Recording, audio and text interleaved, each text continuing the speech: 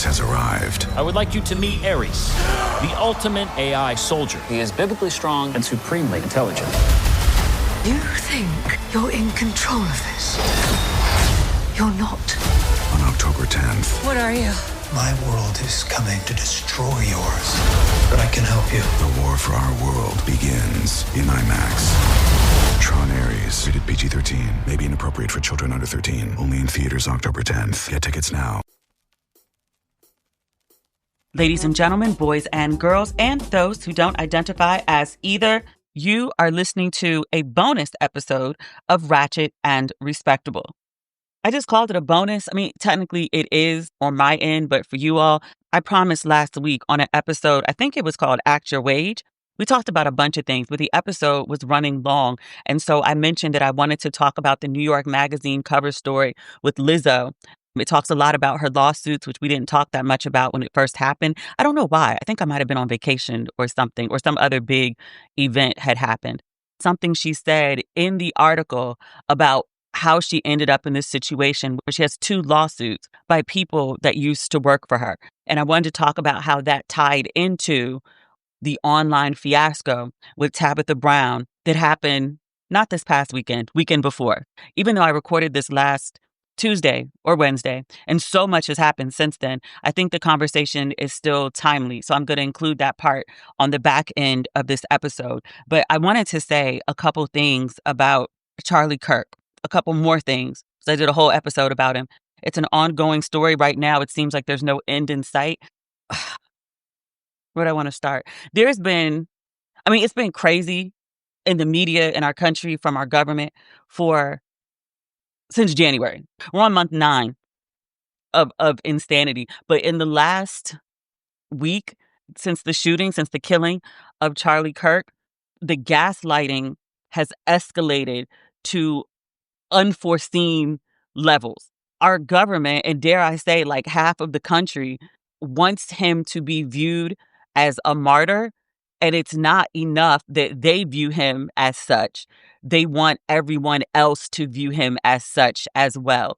And so even quoting him, saying these are the things that he said about Black women, the things that he said about LGBTQIA population, the things he said about public executions, the things he said about gun violence, the things he said about single women. There's a lot that he said that was racist and xenophobic and sexist and homophobic. Pointing this out, even just saying something as general as he was a divisive figure, has gotten people fired. The guy from MSNBC, he got fired for saying that Charlie Kirk was divisive. And I was like, I think that is a generous and very accurate, very factual way of describing him.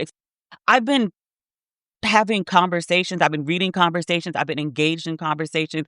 Haven't gotten death threats yet, but I've got my first round of N-bombs with the hard ER and bitches. People who are supportive of him, who follow him, who believe in him, they think he's their MLK. And you try to point out to them what he said about gun violence. Some deaths are just going to happen in order to preserve the Second Amendment and, our quote unquote God-given rights. I found more context for the quote. There had been a school shooting 3 days before he said that. So he's talking about, there has to be some death in order to preserve the Second Amendment. The some death that he's referring to, students, minors. We call them children. This is the type of person that our government is elevating as some sort of martyr. He is shot, he's killed at the campus in Utah, which I also read that 7,000 students had signed a petition to keep him from coming to the school because he is such a divisive figure. And the administration overrode the students and had him come anyway. And then what happened. Our government sent Air Force 2 to Utah to pick up the body and take him, I want to say Nevada. I think that's where he lived. I'm sorry, no, Phoenix. They took him from Utah to Phoenix. He got a police escort. There have been bills presented in Congress to have him lay in state in the rotunda. I said that on a previous episode. I was like, they're going to have him laying up in there like they did Rosa Parks.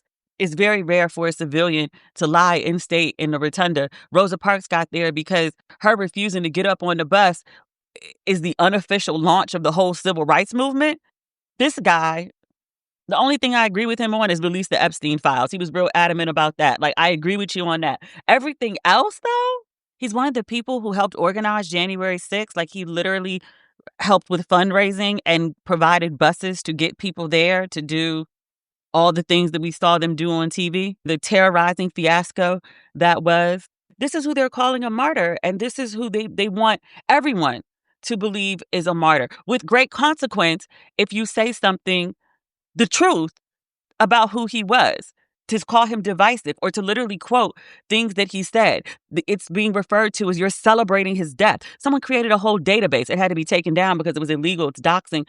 Was called Charlie Kirk's Murderers, and was screenshotting and posting the personal information of everyone they could find who spoke the truth about Charlie Kirk. There was also conversation, I don't know if it's an official bill at this point, but they want to revoke passports and professional licenses and driver's licenses of anyone who speaks negatively of Charlie Kirk, anyone who celebrates his death.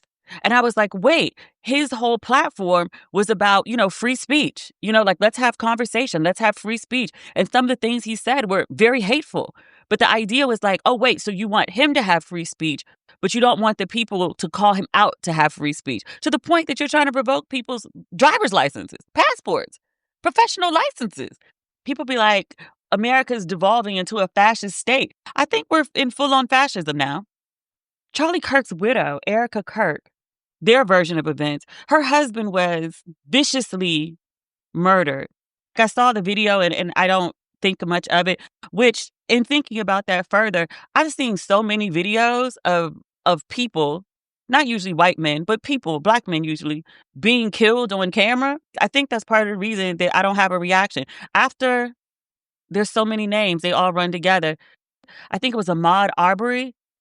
He was jogging and some guys rolled up on him. One of them shot him in the chest. He had on a white T-shirt and you could see the blood stain spread across his chest. That's when I was like, I'm done with these videos.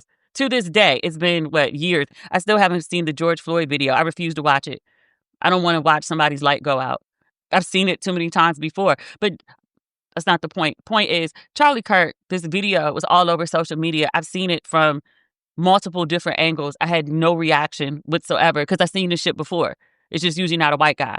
I think part of white people's reaction right now is because snuffing out a white life is usually not shown in that way. Like, black people are used to seeing pictures of violence against black people, black bodies. We've seen the lynching photos. We've seen tons of videos of black men, black people being violently beaten by the police. It's just, as Andre's 3000 once said about hearing of the murder of another black child, it's just not an event no more. It should be, but it happens so often, it's almost like we're desensitized to it. It's just one of those things that happens in America, like school shootings. It's like, damn, another school? All right, let me get extra avocado on that. Like, it's scary. His widow, Charlie Kirk, was killed on camera in a very violent way. His wife and children, I read, were present in Utah. Your husband, the father of your children, is killed in front of you in a very brutal way. There's no possible way that she hasn't seen the video. Everybody, their mom's seen the video. There's no possible way she didn't see it. On Saturday, she's posting videos, I guess from the funeral home, the church, wherever the body is, of her stroking the hands of her deceased husband, which, hey, you want to go sit with your deceased husband? All of this is a crazy whirlwind, like WTF. That makes sense to me. Going to sit with the body, going to mourn, going to grieve. Yes, totally. To take video of it and then upload it, of you kissing and stroking his embalmed hand? What the fuck is going on? This shit is crazy. And then she does like this press conference, like saying that, like, the fight will continue and you've pissed off the wrong wife. And, basically we're coming back with a vengeance. Anger over your husband's killing, totally get. But also, when I initially spoke about Charlie Kirk, and I said this on the episode about him as well, but I initially posted on social media shortly after I'd seen the video of his killing, I said my deepest sympathies go out to his young children. I think the children are like 4 and 2, 4 and 1. Like, they're very, very young. They will likely not remember their father. I specifically didn't send my condolences to his wife because if you are married to someone like that, you believe in their ideology. You support their ideology. You fuck their ideology. His wife just proved it when she got on camera. The now deceased Charlie Kirk and his wife are worth about $12 million. They've been doing an online fundraiser to raise money to support the Kirk family. Last I heard, it was at $5 million. I'm like, most of the people that you're raising money from barely got $500 in an emergency fund. You with your $12 million are grifting them? And again, he died on Wednesday. I'm recording this on Monday morning. The donation started on Saturday morning. J.D. Vance announced that he was taking over because Charlie Kirk has a podcast. J.D. Vance announced that he would be hosting the podcast because everything continues. And I was like, this is all just way too orchestrated for something no one was expecting. It hasn't been a week, and y'all got all of this planned and rolled out already? Really? Tell me it's the president of the United States. Tell me it's a senator or some such, someone high-ranking, right? There being a plan of action in the case of their untimely demise, where you just, like push the panic button and everybody spreads out to do what they're supposed to do, makes sense to me. But for this random public figure, this podcaster, this great debater, you run a nonprofit. A big nonprofit, but still, like, this doesn't seem like just like a well-orchestrated, well-planned in advance rollout. I'm not usually one for conspiracy theories, but like, nothing about this makes sense. People keep saying that, Charlie was nonviolent. Charlie never harmed anyone. It was just words. It was just speech. He was killed for his beliefs. He never did anything. He didn't deserve this. I don't think he deserved it. I said that the first time. I'll say it the second time. I'm not trying to have my passport revoked. Dr. Stacey Patton is a professor. I follow her online for years. She's been on the podcast before. I think she came on to talk about children. She has a book called Spare the Kids about why you shouldn't be beating children. She is now a research associate professor at Morgan State University, and she teaches journalism at Howard University. Okay. Charlie Kirk's organization, Turning Point USA, had something called, quote, a professor Watchlist. And Dr. Stacey Patton, and this post has now gone viral. She posted it on Facebook initially. She wrote, I am on Charlie Kirk's hit list. She described the professional watch list as nothing more than a digital hit list for academics who dare to speak truth to power. I landed there in 2024 after writing commentary that inflamed the MAGA faithful. And once my name went up, the harassment machine roared to life. For weeks, my inbox and voicemail were deluged. Mostly white men spat venom through the phone. Bitch, cunt, nigger, hard ER.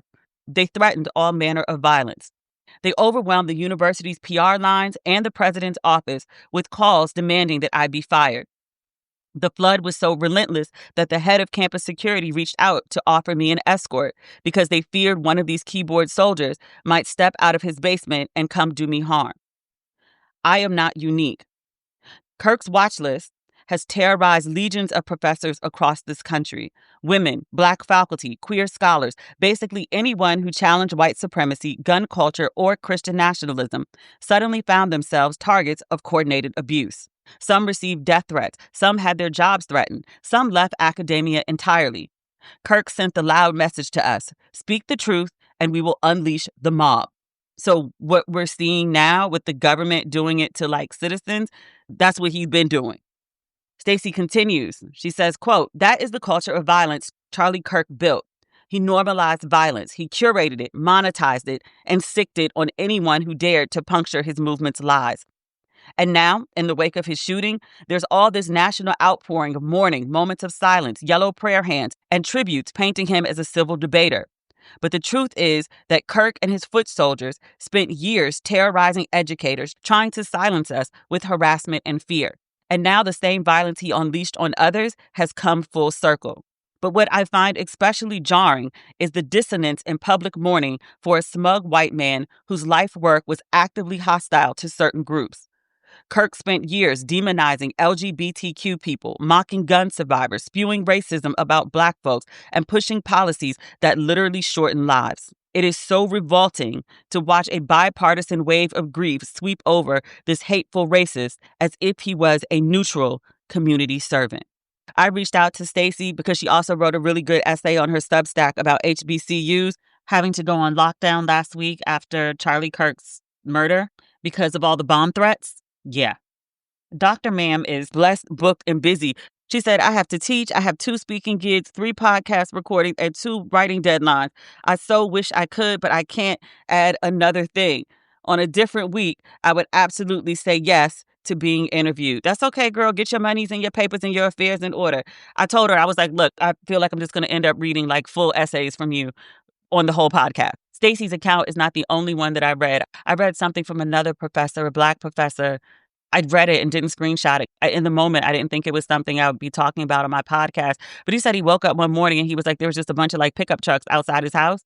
And he was like, what are y'all here for? Like, what? Huh? You know, he's like, I didn't make anything of it. Like, they were just kind of sitting out there. And he said, the next time I walked by, like, there were more. And he was like, and then somebody came and banged on the door.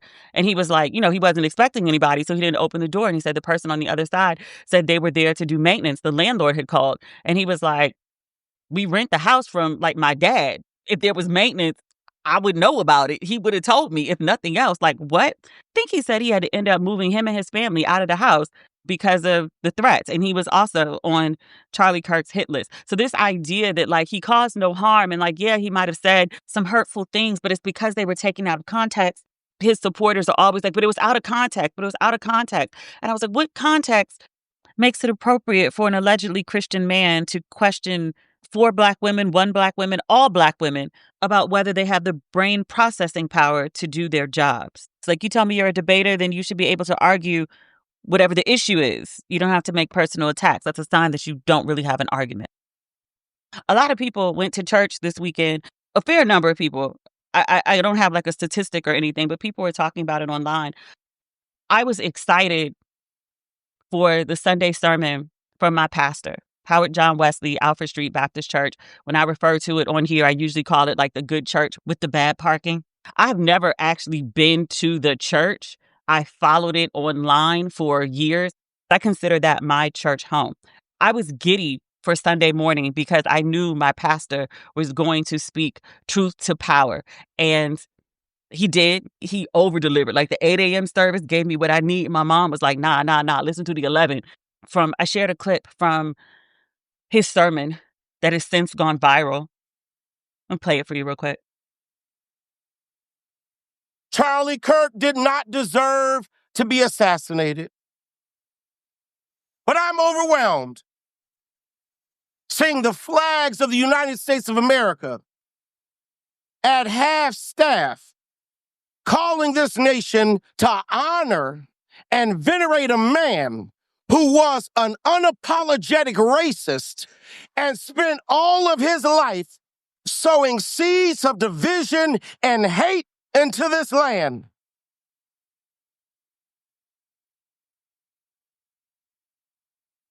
And hearing people with selective rage who were mad about Charlie Kirk but didn't give a damn about Melissa Hortman and her husband when they were shot down in their home, tell me I ought to have compassion for the death of a man who had no respect for my own life. I am sorry, but there's nowhere in Bible where we are taught to honor evil. And how you die does not redeem how you lived. You do not become a hero in your death when you are a weapon of the enemy in your life. I can abhor the violence that took your life, but I don't have to celebrate how you chose to live. I am overwhelmed. I would suggest the whole thing for the 8 a.m. and the 11 a.m. are on YouTube. I would suggest that you take a listen. Hearing someone acknowledge my feelings about everything that's happening, like it's not just you. People calling themselves Christian and supporting, overlooking, justifying, erasing racism and xenophobia and homophobia and all of the hate, essentially, and telling you what you know to be true, that this shit is wrong, that everything is fine. But he spread messages of hate. I was reading on The Advocate before I logged in to record. They have compiled a greatest hits, if you will, of Charlie Kirk's commentary on the LGBTQIA plus community. I won't read them all. There's a lot. But just, like top 3. Stoning gay people is God's perfect law. He said trans people are a throbbing middle finger to God. Trans people are pure evil. This is a man y'all are calling a Christian. What is all this business with trans? I think last time I checked, trans people made up like 1% of the entire American population. It's literally not enough people to actually make a bother. You would think the way folks talk about trans people, they made up 50% of the population. Like, you would also think with the way that people talk about trans people that they weren't the ones who were subject to the most abuse, the most violence. I think the reigning statistic, trans people are 4 times more likely to be victims of violent crime than cisgender people. Yet they become a scapegoat for everything, as if they're not the ones most likely to be attacked. And people are insisting that this is a good person, that this is a Christian man. And I'm just like, y'all sound insane. And they're so adamant. None of it makes sense. But I appreciated my pastor because after I watched the 8 a.m. and I watched the 11 a.m. And I spent most of Sunday watching sermons online from pastors who had good sense. I watched Pastor Mike. I was unfamiliar with him. I watched Pastor Mike. What's the name of the church in Harlem? He gave a word, a good word. And I was like, I'm sorry, who are you? I'm unfamiliar. I'm not really that churchy.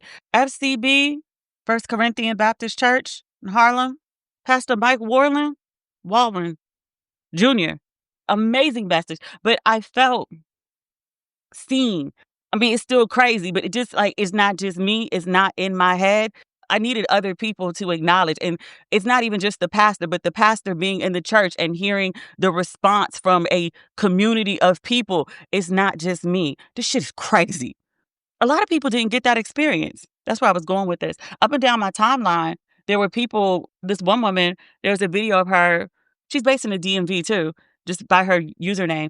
She said she got up and walked out of church because her pastor was painting Charlie Kirk as a martyr, that they should be praying for it. They should forgive him. And she was like, this isn't right.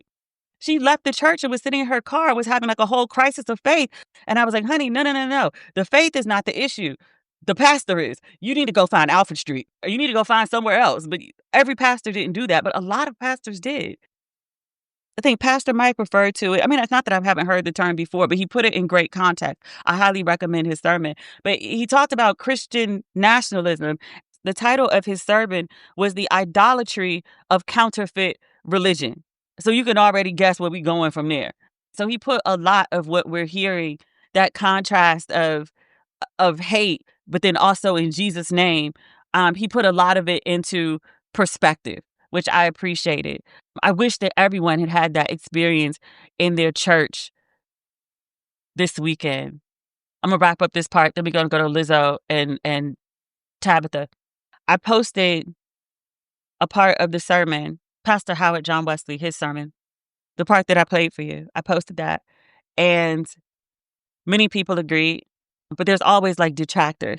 People listen to this section of the sermon, and I posted it because I believe what he said to be the God's honest truth as I know it. I didn't see anything wrong with what he said, other than him calling Charlie Kirk assassinated.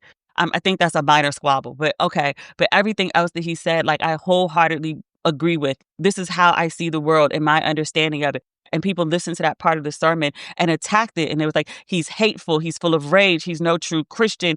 I feel bad for you. I feel bad for him. He's saying these hateful things in Jesus' name. And I was like, you think this is hateful? It's a wide, vast canyon. Maybe that's the word I was looking for earlier. No, chasm. Chasm is what I was trying to say. Between the way different people see the world. It's no surprise to me that America is divided, but I knew it was bad. I knew it was real bad. It's a level of delusion among people that it's hard to even have a conversation with them. Like, it's a straight up fucking cult. It's anti-intellectualism, straight up racist. How do we even have a conversation here when I see something so plain as day and you deny it exists? I don't know how to bridge that. I don't know how to converse with that. And the only reason I'm interested in bridging and conversing in any form of fashion, because we have to coexist. Like, people could be like, oh, well, fuck this. Like, we could just go build Black communities and blah, blah, blah. Like, this is America. They burn them shits down. We've been through this several times before. We've tried that. All right. I'll be back, I'm sure, on our official podcast on Wednesday with like more thoughts and more rants, because like I'm baffled and confused, and this is my outlet. As we've been recording, I just read that the last Black opinions editor for the Washington Post was fired, basically over nothing, stating the obvious. Reading her Substack right now, Karen Attiah, Attiah. She says, I wish I had hope for gun control and that I could believe, quote, political violence has no place in this country. But we live in a country that accepts white children being massacred by gun violence, not just accepts, but worships violence. Political violence has no place in this country, but we will also do nothing to curb the availability of the guns used to carry out said violence. The denial and empty rhetoric is learned helplessness, because the truth is America is sick and there is no cure in sight. She continues, this is the third post. She continues, because America, especially white America, is not going to do what it needs to do to get rid of the guns in their country. It will be thoughts and prayers. Violence has no place, out of performance of goodness, not out of the resolve to convince their communities to disarm. She notes that this was her most widely shared thread, and everything she said is a cycle that has been documented for years. She commentates on Substack about her tweets. She said, nothing I said was new or false or disparaging. It is descriptive and supported by data. She continues. This is her posting again. She said, for everyone saying political violence has no place in this country, remember, 2 Democratic legislators were shot in Minnesota just this year, and Americans shrugged and move on. Part of what keeps America so violent is the insistence that people perform care, empty goodness, and absolution for white men who espouse hatred and violence. Again, I don't care for empty rhetoric. She says on her Substack piece, she said, I did my journalistic duty reminding people that despite President Trump's partisan rushes to judgment, no suspect or motive had been identified in the killing of Charlie Kirk, exercising restraint even as I condemned hatred and violence. She says, my journalistic and moral values for balance compelled me to condemn violence and murder without engaging in an excessive false mourning for a man who routinely attacked Black women as a group, put academics in danger by putting them on Watchlist, that's what we were talking about with Dr. Patton, claimed falsely that Black people were better off in the era of Jim Crow, said that the Civil Rights Act was a mistake, and favorably reviewed a book that called liberals, quote, unhumans. It's like straight out of The Handmaid's Tale.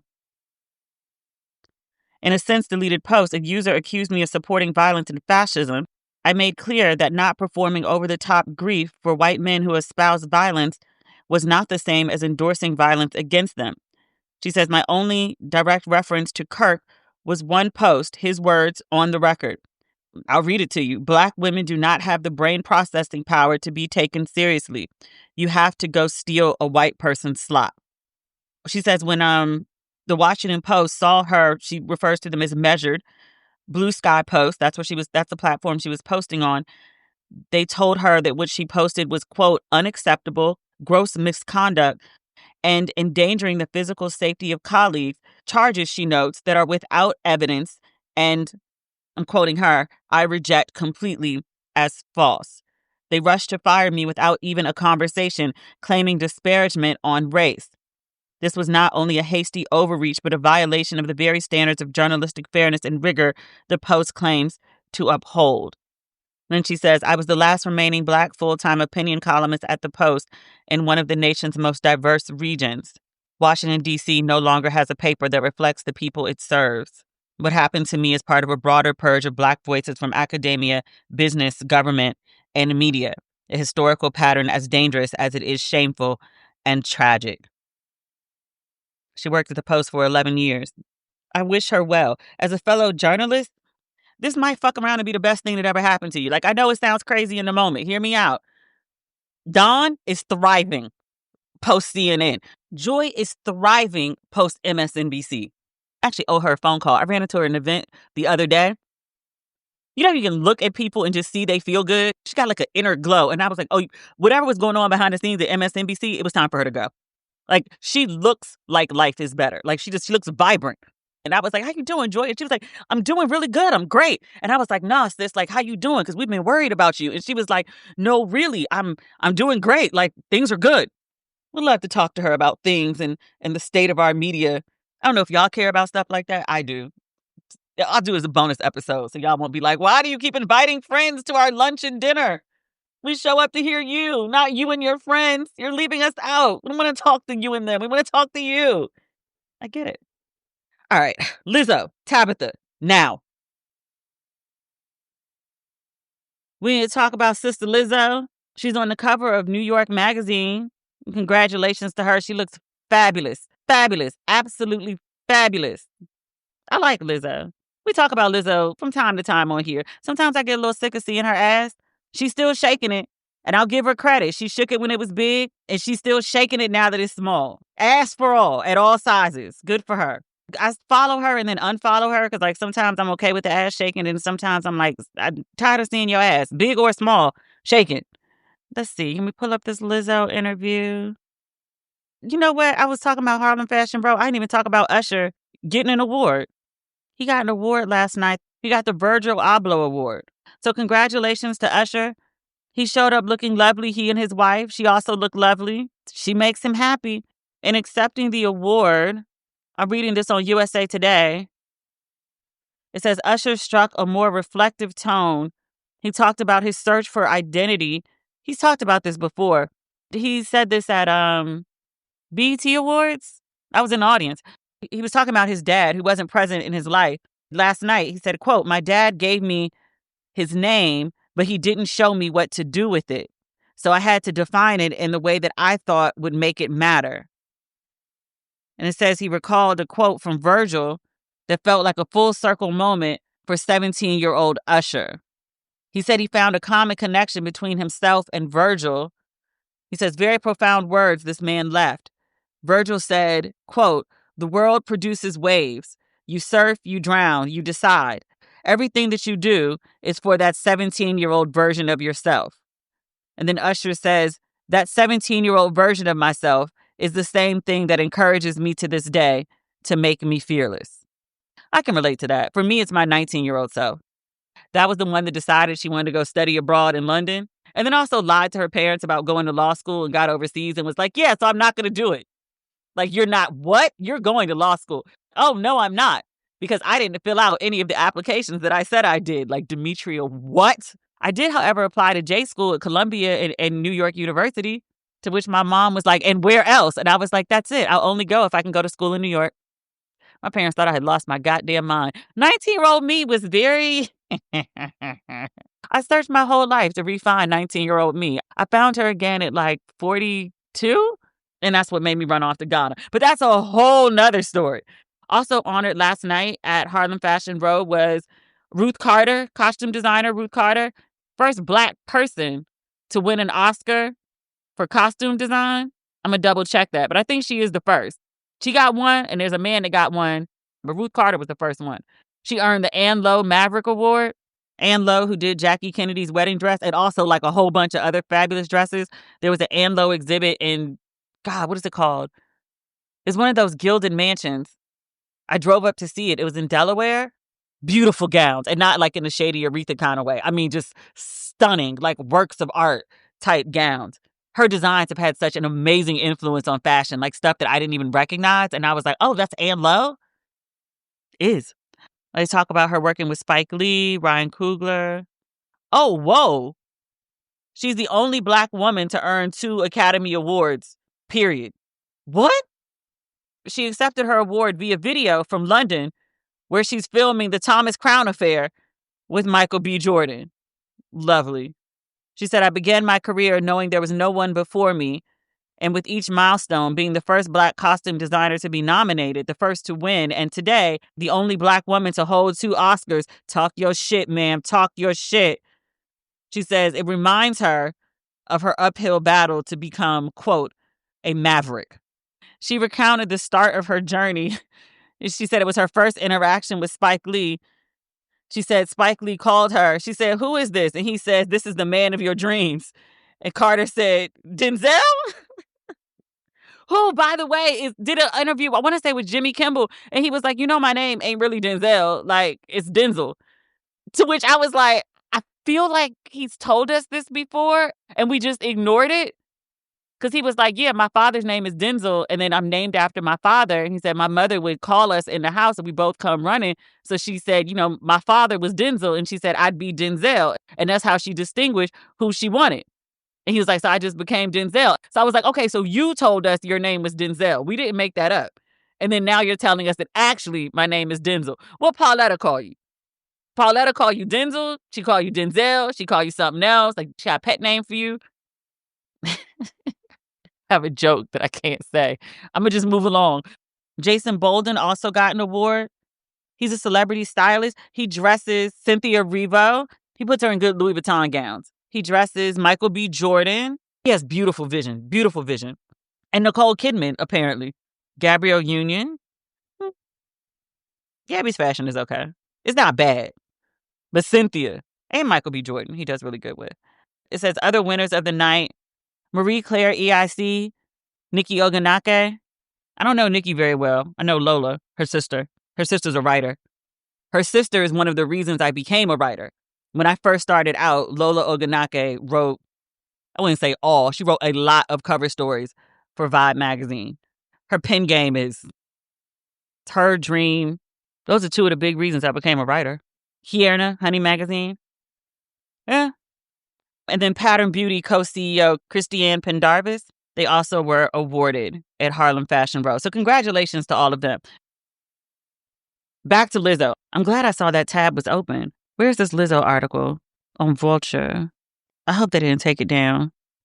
Let me tell you what the cover actually says, because I saw the cover and I was like, what kind of headlines are these? Gorgeous image. She's got a wig cap on, but her eyes are closed. Her makeup is stunning. I was like, they didn't put the baby on the cover without her wig on. But the headline is Lizzo starts over. 2 lawsuits, an album pivot, and a few cultural shifts later. And then inside, they have the pictures with Lizzo in her good wig. She's got like a blonde Marilyn Monroe situation going on. She looks fabulous. The idea of the story is that kind of like Lizzo lost her way. The article starts off with Lizzo going to, is it a psychic? A psychic medium. They did this interview back in April. So Lizzo takes the journalist with her to go see the psychic. She notes that this is the second time that she's interviewed Lizzo. And she says the first time was right before Lizzo popped. She said she first met her in 2019. She profiled her for New York Magazine just as she was about to break out. She says, we cackled over dirty jokes and orgasmic chicken wings. Fame, the real fame she has since achieved, was still just a theory. She hadn't yet released her debut major label album. But she notes that Lizzo had announced herself. Her rise to fame seemed to signify a change in culture. She notes that the album came out and that people liked the music, that they'd never seen anyone like Lizzo. Allison writes, quote, Lizzo defied expectations just by being herself, a classically trained flutist who loved anime, twerked on anything, and was candid about her mental health challenges, her love of sex, her love of her own ass cheeks. She used her whole self, her body, her joy, her provocative outfits, her emotional vulnerability as a tool to change people's mind about who got to be a mainstream pop star.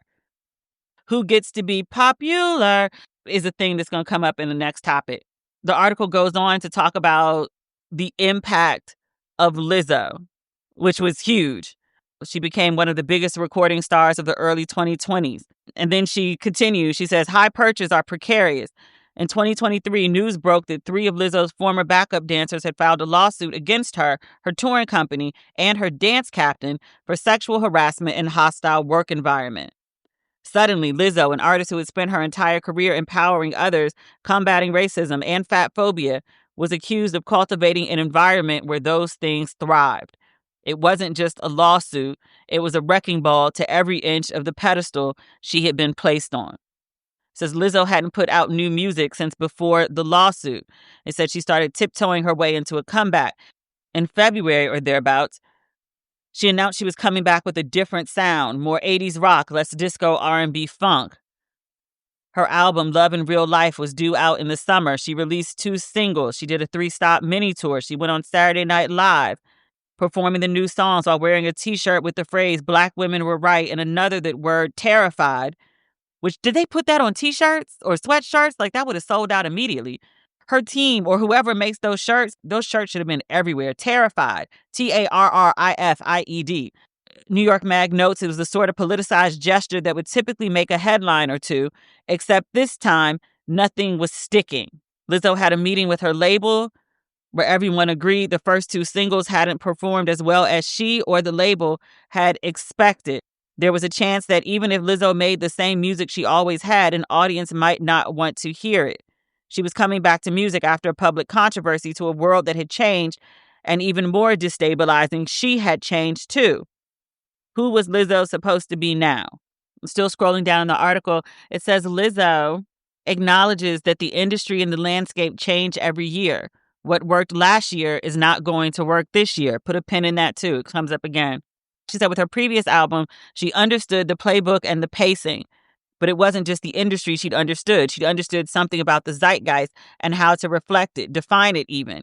She had benefited from how things were. But now she didn't understand. She says, quote, "I am flying by the seat of my pants," which is crazy because I had 3 years to plan this shit out and all of my plans kind of crumbled. They talk about Lizzo losing weight and some of her fans feeling like that she had abandoned what she had previously championed.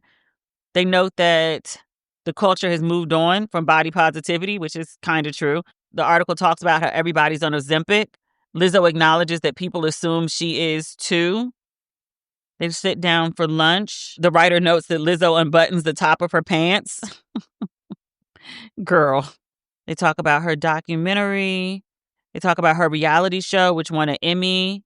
They talk about the documentary about her life, Love Lizzo, which premiered on HBO Max. Why is this the first time I'm hearing about this? She dropped a single, About Damn Time, a signature flute-heavy post-pandemic call to arms for people to get out of their homes and enjoy life again. It would go on to win Record of the Year, marking the first time a Black woman had won since Whitney Houston for I Will Always Love You in 1994. She won a Grammy. The Grammy catapulted her to a new stratum as an artist. They talk about her world tour, 79 shows that took her from Sunrise, Florida, to a city in Japan I cannot pronounce. I'm not doing this with y'all today. It says Lizzo was on a high so high she could have never seen the crash coming. She said she got off stage in Japan ready for some downtime before going to the studio.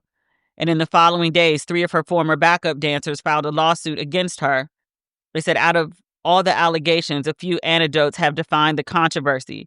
The dancers allege they felt pressured to go to strip clubs while on tour, including one night at the Crazy Horse, a well-known Paris burlesque club, where they say they weren't aware the performers would be nude.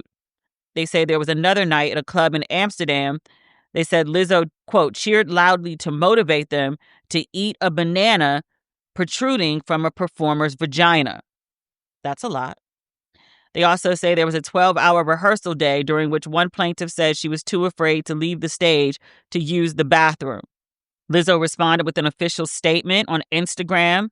She said, quote, "My work ethic, morals, and respectfulness have been questioned. My character has been criticized. Usually I choose not to respond to false allegations, but these are as unbelievable as they sound and too outrageous to not be addressed." She vehemently denied the allegations, which she said were false or half-truths at best. The article notes that some of Lizzo's former collaborators spoke out in support of the dancers, citing their own negative experiences working with Lizzo. A documentarian in particular revealed she had dropped out of a project with Lizzo in 2019 because she was treated with such disrespect. They do note that people came to her defense. 18 staffers, including a number of dancers, signed declarations disputing many of the claims made against Lizzo. It said a few weeks later, hours before she was set to receive the Quincy Jones Humanitarian Award at the Black Music Action Gala, A second lawsuit hit. A former wardrobe assistant for her dancers alleged that Lizzo's 2023 tour was an environment where she was subjected to, quote, racist and fatphobic comments and sexual harassment. Lizzo says of all the allegations, the one that almost undid her wasn't sexual harassment or accusations of hostile working environment. It was that anyone would believe she had fat-shamed someone. Lizzo notes that the lawsuit doesn't even say I did anything, and y'all believe nothing. Y'all believed a headline. She acknowledges that she's always been, quote, very fun, quote, very flirty, a little hypersexual, a little boy crazy. She said that throughout her career, she had always presented herself authentically, but now the world was upset with that presentation. She said it's like somebody taking who you are and rearranging it into something you're not. New York Magazine asked Lizzo, how could this happen? She says she hadn't realized how famous she had gotten, so she hadn't adjusted her way of working. She said she'd always been proud that she worked with people she considered close friends or who became close friends through working together. She says when she was an indie artist, she traveled in a van with her bandmates. The people who did her hair, executed her choreography, did her sound were the people she partied with, gossiped with, confided in. Boundaries were permeable. But then her fame grew rapidly and she wasn't prepared. Her Amazon show and tour were the first times dealing with such a large staff, many of whom she didn't know personally. Lizzo says, quote, I had this scrappy indie artist brain, but I was a Grammy award-winning, Emmy award-winning artist. You can't move the same way. You're tuned into Auto Intelligence, live from Auto Trader, where data, tools, and your preferences sync to make your car shopping smooth. They're searching inventory. Oh, yeah. They find what you need. They're gonna find it. You can make a budget for your wallet to help you succeed. Pricing's precise and true. So true. It's smarter car shopping. Ooh. Just for you. Oh, it's just for you. Ooh. Find your next ride at autotrader.com. Powered by Auto Intelligence. Only Murders in the Building, Season 5. The hit Hulu original is back. The night Buster died, he was talking with this mobster. Was he killed in a hit? We need to go face to face with the mob. Get ready for a season. Buongiorno, signore. Oh, this is how I die. You can't refuse. You're gonna save the day, like you always do, by being smart, sharp, and almost always by mistake. The Hulu original series, Only Murders in the Building, premieres September 9th. Streaming on Hulu and Hulu on Disney Plus for bundle subscribers. Terms apply. New episodes Tuesdays. There's more to the article. They interviewed SZA. She and Lizzo are really good friends. SZA says about what you would expect like a bestie to do. She defends Lizzo, her character, about the lawsuits, which are still active, New York Magazine notes. They note that Lizzo is no longer an individual defendant in the case of the former wardrobe assistant, but her touring company is. There's a trial set for December. In the case of the 3 dancers, they're trying to get the case thrown out. So far, they have not. But a judge did dismiss the weight-shaming allegation for what it's worth, but denied everything else. So it allows the case to proceed. And New York Magazine also notes that they reached out to the 3 dancers that sued Lizzo, and they declined to speak to the publication. Still reading down. It talks about Lizzo learning to play the guitar. The article also mentions her boyfriend. Lizzo used to post him a lot more. Same guy, he's still around. But she's pulled a lot back from sharing her personal life online, which is probably for the best for her. There's a lot more. Lizzo had a mixtape that did pretty well. She still hasn't actually dropped the album. There's no date set in sight. They do say that Lizzo is finding herself and her way again, and she'll put out the music, when she feels like it. Part of the reason I wanted to read this is because I was interested in what's going on with Lizzo. Those 2 lawsuits were really big news stories. I don't think we read the lawsuits in full on here, but a lot of what Lizzo says here, I think, applies to a lot of I call it more than kerfluffle, like the 96-hour dragging of Tabitha Brown late last week over the weekend. Tabitha Brown, as she's prone to do, put up a video where she talked about entrepreneurs. And Tabitha makes videos all the time that just are seemingly random. I was thinking about something. I had it on my heart. God told me to tell you about XYZ. It's usually something full of hope and inspiration. She's overall a very positive person. She's been doing this literally for years at this point. She has a thought. She sets up a camera. She does a little, straight to camera video about whatever she was thinking about. And it tells you, I'm butchering this quote, but if you're having a bad day, something like that's okay, but don't you go messing up anybody else's. And then she says, like, I love you, and she signs off. This video was very on brand. This is what Tabitha has done all the time.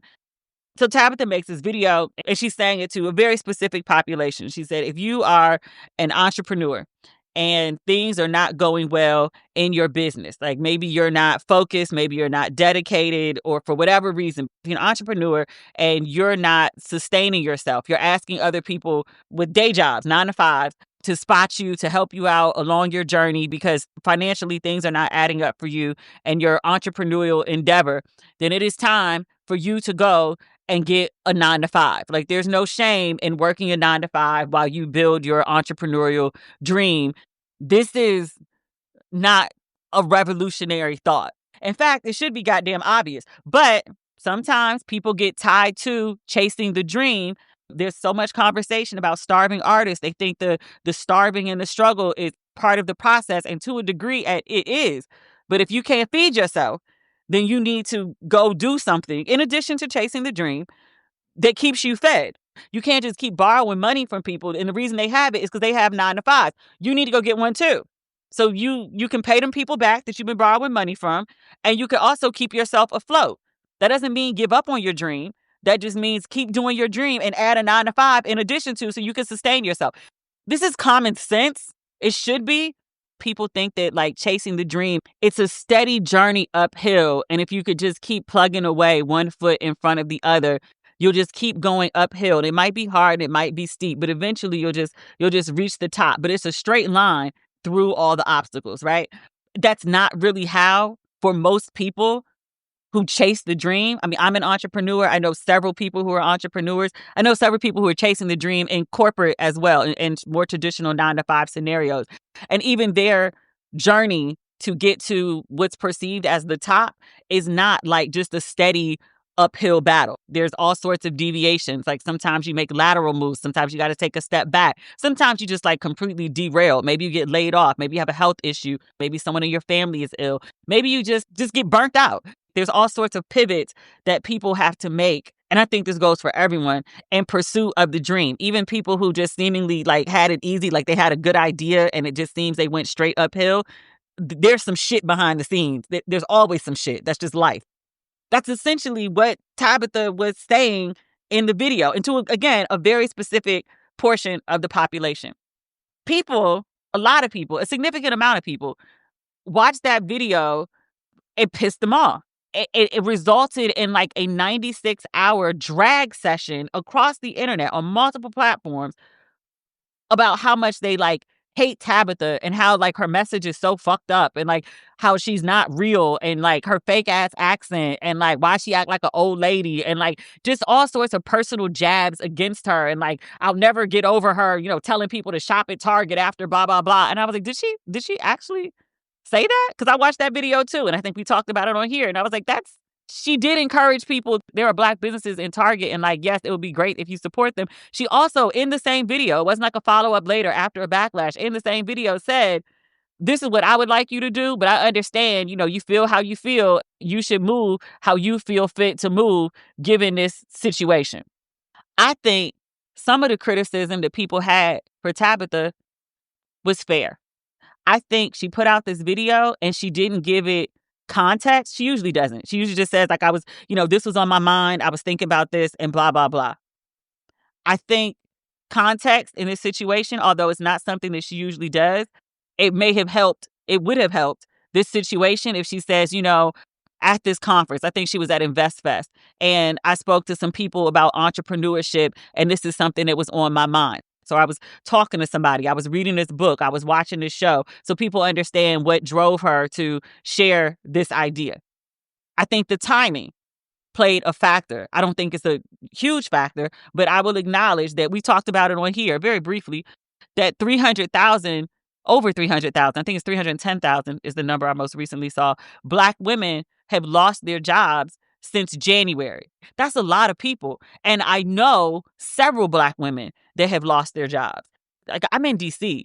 All those jobs that have been eliminated by the federal government, I had a lot of friends who worked those jobs. I have a lot of readers online, listeners to this podcast who lost their jobs. The 310,000 is not just a number. It's not just a statistic.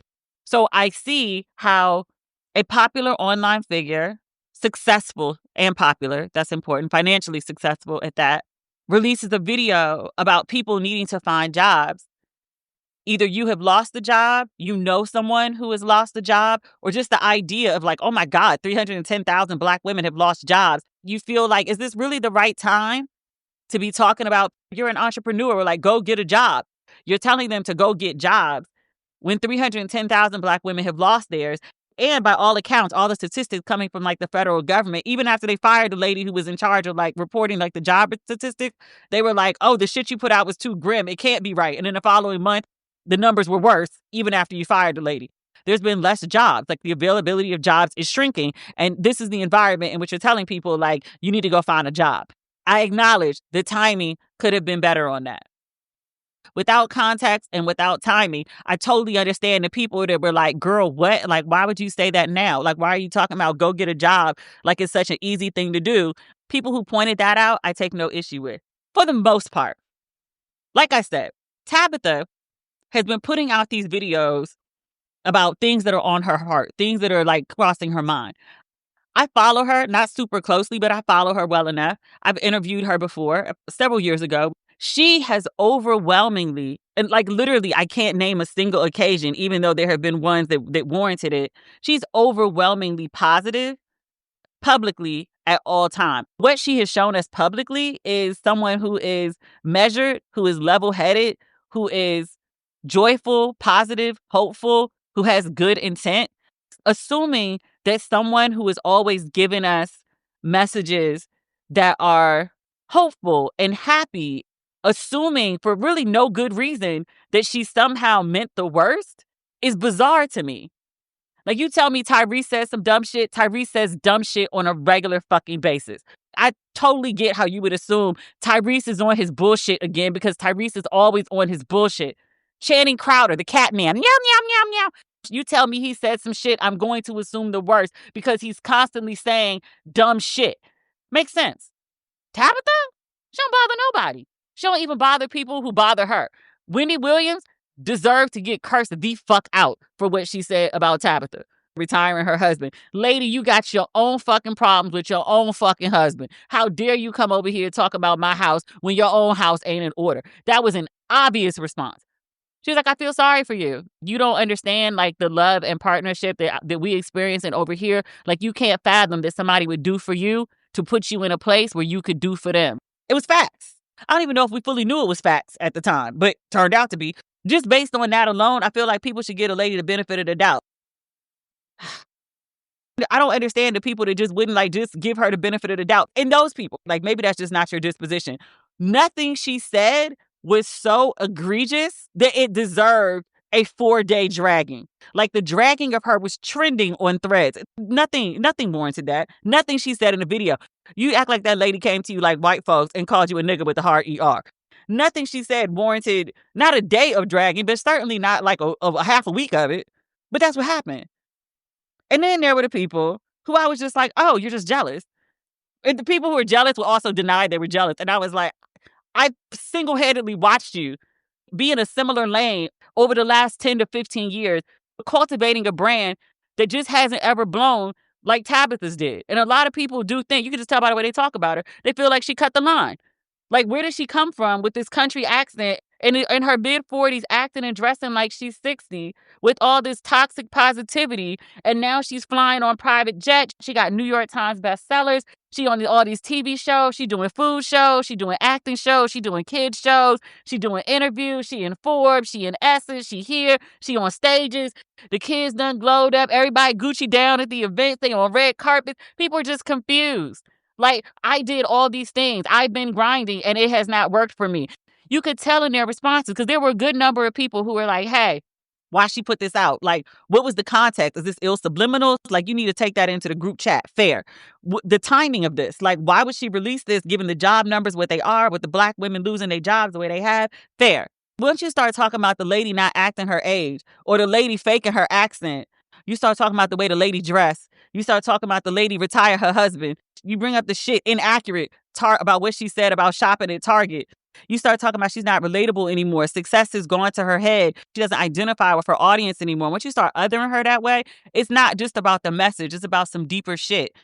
I theorized online that a lot of people were upset with Tabitha because she glowed up, quote unquote, too fast, which if you know her whole story, it took forever and a day. A good 20 years to just get like the basics of on. She's popular, but she doesn't look or sound like what people think success should look like. Her and her fine husband, and not even that he's attractive, because finding an attractive husband isn't the hard part. People do that every day, B. A husband who actually seems to like her, to enjoy being a family man, who supports her, who ain't embarrassed her. I think people are very thrown off by that. Because stuff about her and her husband, nasty shit, I saw that being repeated too. Y'all just mad she ain't got an ain't shit man. I'm happy for her. Somebody in this motherfucker need to be happy out here. I'm tired of hearing these terrible stories about men embarrassing themselves and their family. Oh, and I also said part of the backlash, she was the wrong person for the right message at the wrong time. Because the message was fine. The timing and context, we talked about that. The wrong person. So many years ago, I read this book, What Got You Here Won't Get You There. So there's a series of skills that you need to learn and perfect when you're trying to get on. Malcolm Gladwell would call it like 10,000 hours. Put in the work of 10,000 hours to make yourself an expert in whatever field you're in. It usually takes about 10 years. But if you do it long enough, you get to a point where bigger opportunities open. People who make the leap from the medium stage to the bigger stage, they recognize they've gotten to the next stage and there are certain things that they need to streamline and not do anymore. Sometimes getting to the next level and staying there is not behaviors that you need to start doing. It's behaviors you need to pull back from, which brings me back to Lizzo, which also takes me to Tabitha. So Lizzo, in the article we read, is talking about how did this lawsuit happen? Like, how do we end up in a place where like 3 of your dancers are suing you for sexual harassment and, inappropriate behavior? And Lizzo's like, I'm still thinking of myself as like regular Lizzo, scrappy, struggling artist, like trying to get on, not recognizing that I'm not that person anymore. Like, I got on. I now have Grammys and I now have Emmys, and the way people perceive me is apart from them, not with them. And I think that's what's happening with Tabitha. I think her brand, because that's what it is at this point, it's not just woman Uber driver part-time making these videos about vegan food. She's not just talking to like 1,000 or 5,000 or even 50,000 people anymore. She's not perceived as regular, your girlfriend, your big sis, your auntie. She's not perceived as that anymore. She's on. She may not put a boundary, a marker, fence maybe, to separate herself from other people, but it's been erected nonetheless because of her success. And so her making videos talking about whatever random thing popped into her head, like that's what got her to the level of success that she is, that people felt that she was accessible. She's a friend in their head. Like, okay, girl, like I'll try this mushroom sandwich. I'll try this restaurant that you recommended. Okay, what you talking about? Oh, you had a dream about this? Okay, God told you this? Okay, you was thinking about that? Like the stuff that your friend just be talking to you about, like in the girls chat. Like the medium that she operates in, she can't get away with it the same. Tabitha, which I don't think she fully realizes. I'm sure she realizes I was able to move to a bigger house. We were able to purchase these things. I have opportunities coming my way that I never expected. I'm invited to speak. I have stages. My books sell. We do these crazy numbers whenever there's a launch of something. Like she recognizes that, but I don't think that she fundamentally recognizes like the shift of, because she's living it. She sees the behind the scenes and the ups and downs. For every yes that we see like in front of something, there's also no's that still happen behind the camera. So it's still like a ride the wave thing. It's that for everybody who's famous. She seems not to recognize the shift, but her audience recognizes it very clearly. If she was saying that to 5,000 people, it wouldn't be a problem. She's saying it to millions. And it's a testament to her fame, which I was like, I hope if she didn't realize it before, she sees it now.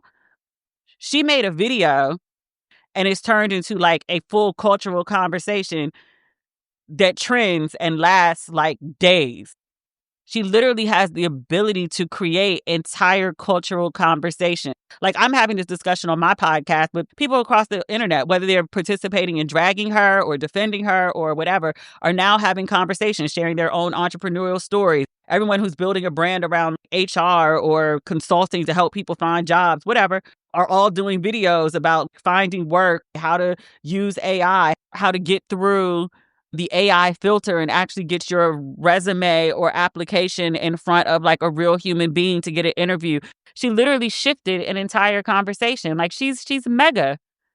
I don't know if she fully realizes that. Could she still be talking like we just girlfriends, just chit-chatting away? She can still do that, but she's just going to have to be more mindful of like all of the perception.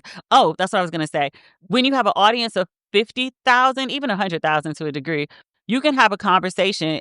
You're mostly talking to people who have context for you. They followed your journey for a while. They know what you're about. They know your highs and lows. They know like some of your backstory. They know what your interests are, who you be with, what your family situation is. Like they feel like they know you. So you could have conversations with them. You could be familiar with them. You don't always have to give them context. She's now having that conversation with millions of people who don't have context for her.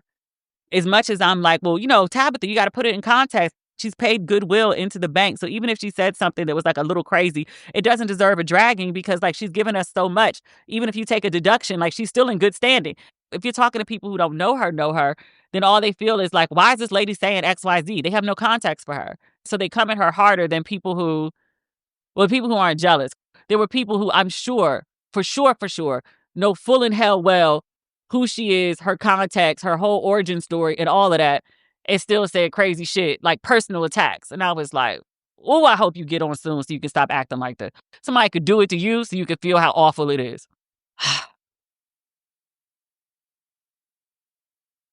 Did I say everything I need to say about that?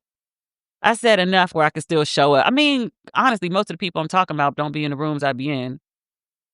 I didn't mean to sound like an asshole when I said that. I'm just being honest. But still, in case I ever got to go back to them rooms, I don't want it to be a hostile environment. See, that's one of the things I was saying. Like, when you get to a certain place, you can't speak as free as you used to. Because there was a time, like earlier Bell in Brooklyn days, like I would say all sorts of shit about all sorts of people. Because who am I? I'm just like some random girl with like a blog. I just moved this thing from MySpace. I'm just like over here writing away. And then like I would talk about people and they would like send me emails.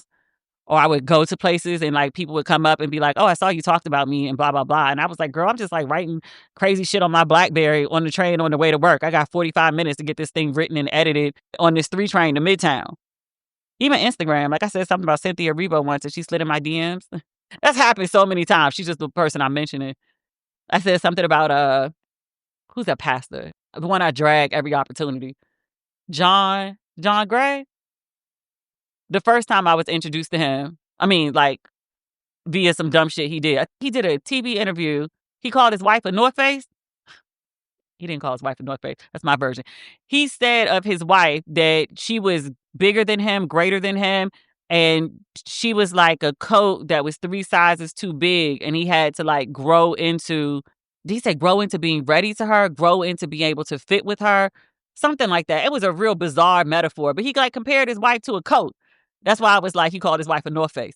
But I said something about him too. I mean, I dragged him because I was like, if you want here talking about your wife is 3 sizes too big, like she's too big for you, which, you know, great. Like you feel like, okay, I got to grow into that, right? Did she settle for you because you weren't enough for her? TD Jakes talks about people being like, I don't know, 10-gallon people. And they go date these people who are not 10-gallon people. People with pints and quarts be trying to pour themselves into 10-gallon people. And the 10-gallon person is never fulfilled because you essentially are not enough. Essentially, that's what he got on TV and said about his wife. But you try to make it sound deep. And I was like, you called this lady a North Face that you wasn't good enough for. So he saw that. And he came and slid in my DMs and he was using all these big words. And I was like, Pastor, I have a degree in English and journalism. I need you to like use smaller words because I don't understand. This is a word salad. He didn't respond to that. I ran into them at the Usher concert in Vegas. Me and my friend literally sat behind them. If this man knew who I was, he would turn around and curse me out, even his Christian ways. I think that was after like the 2nd or 3rd time he cheated on her. This man catching all sorts of strays just off the top of my head right now. I say all that to say, I say shit like this, and then, people come back and be like, I heard you was talking about me on your podcast, and did. Some people I don't give a fuck about, but other people, I will definitely end up in the room with you. Like, let me curb my tongue. It's one of those things you have to do. Like, what got you to where you are, which might have been, like speaking extraordinarily free, it's not going to take you for wherever it is that you want to go. I have to be mindful of that. Sometimes I have to be strategic about some of the things that I talk about. There's stories right now that, are very much in the zeitgeist that I'm not fucking touching. That's all I'm saying. I think Tabitha just hasn't fully realized that, like, there's been a shift and, like, she just can't speak, off the top of her head and free and, just her musings or whatever, which are very harmless because nothing she said in that video, even the Target video, was warranted the backlash she received about it. But, like, she's got to recognize, like, people don't perceive her the way that they did previously. Like, just talking to people all willy-nilly and free, even from a very good place, just doesn't have the same perception that it used to, solely because of her success. I said this before, I'm going to say it again, then I'm going to go.